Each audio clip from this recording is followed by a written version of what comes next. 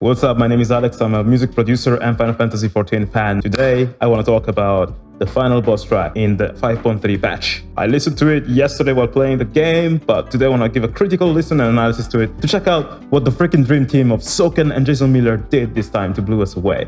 Okay, let's go. That ticking clock just tells you already what kind of track this will be. Full of feels, isn't it? Love the guitar ambience and like all the vocals in the background. Can you hear like there's all kinds of vocals in the background of this ambience of this track, representing, I think, all the different voices of the Asians that Elidibus is trying to bring back and save. I think that's not casual. Man, that bass is dirty. I freaking love it. Wow. There we go. Unbreak Shadow, Unbreak Vibe. I love the guitar riff. That sort of like backbeat kinda reminds me of tracks like Eye of the Tiger.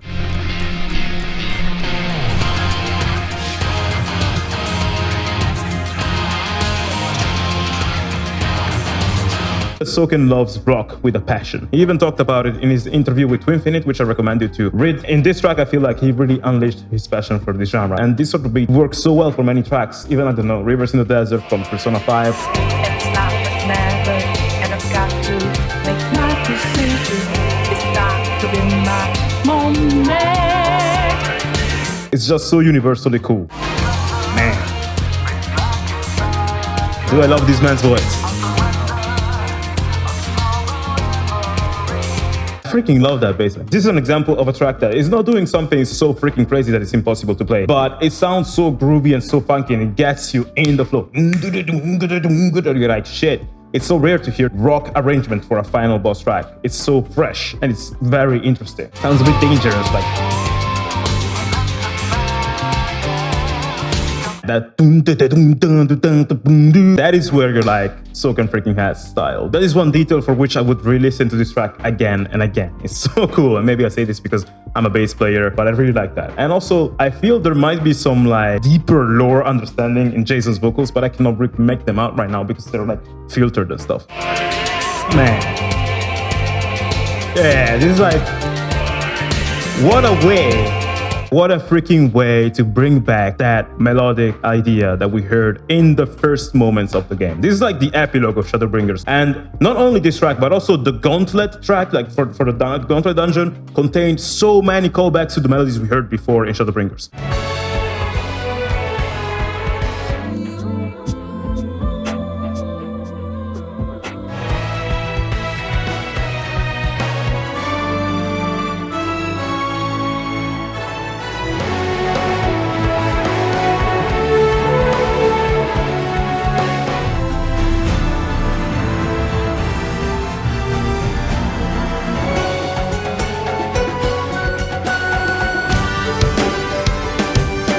Soken is a master at this. Like, I think he has a whiteboard full of notes on how he can connect all the different themes in the game, because there's so many references to the game itself and to past Final Fantasy also in Final Fantasy XIV. When he references stuff, sometimes he changes the key. For example, in the Shadowbringers main theme, the riding home, there's a point where he goes major. But it kind of makes you feel like hope, like you're like, I've just saved the world. In this case, it just stays dark and minor. And in the Gauntlet, instead, there's some melodies that were originally minor that became major to give you hope. So now it's kind of like, okay, same references to the same thing we heard before, but on a whole different context. There we go. Man.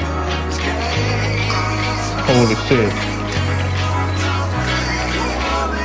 This is, man. So many chills. This is, oh my god, this is so cool. Like when you listen to it without playing the game, you really feel that. I feel overwhelmed. Kind of like the characters feel when they see the star showers, that like overwhelmed with emotions, they don't know why they're there. This is sort of like the feeling I'm having right now about this music production. Right? Let me just listen to it once again.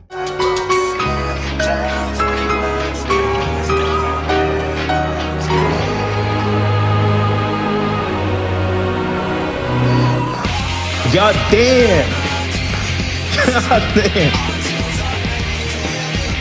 Wow! Sounds so cool when transition to rock. Oh my god. There we go. That is my favorite part right there. I heard it yesterday when I was facing the boss. I was like, oh my god. That is a chord change we even have in the normal Amaurot track. But when it's like solo piano, it's so subtle. But if we transition this to, I don't know, epic orchestral, you're gonna notice how fucking heavy it is.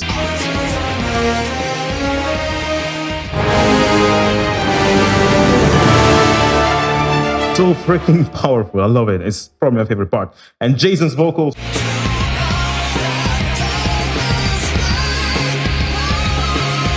I love that. Like Jason is so special when he sings such high notes. I freaking love his voice because it's so powerful and so high at the same time. I really think that we should probably have this man on every major video game soundtrack because from his work on Rules of Nature from Metal Gear, I'm in love with his vocals. The subtle beauty of this track is just mind-blowing. You could make an arrangement of it, keeping the same notes, but in a different genre, which just freaking blow you away. I don't know if you make it funk.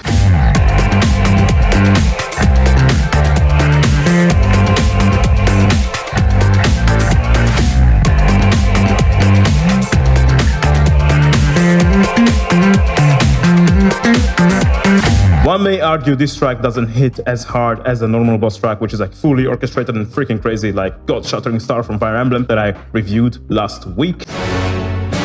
But honestly, I feel it works very well in the context of this game because this arrangement is so cool, but for reasons that are so implicit. The fact they left it that implicit just feels very interesting to me because LED Boss is kind of like that. It feels very introspective of a fight, and I feel the music matches that. If you guys want to check out more Final Fantasy XIV content, I'm about to release a cover with my friend Husky by the Geek, so keep an eye on his channel because then we're gonna see us jamming to FF14 music together. And I'll see you guys in the next video.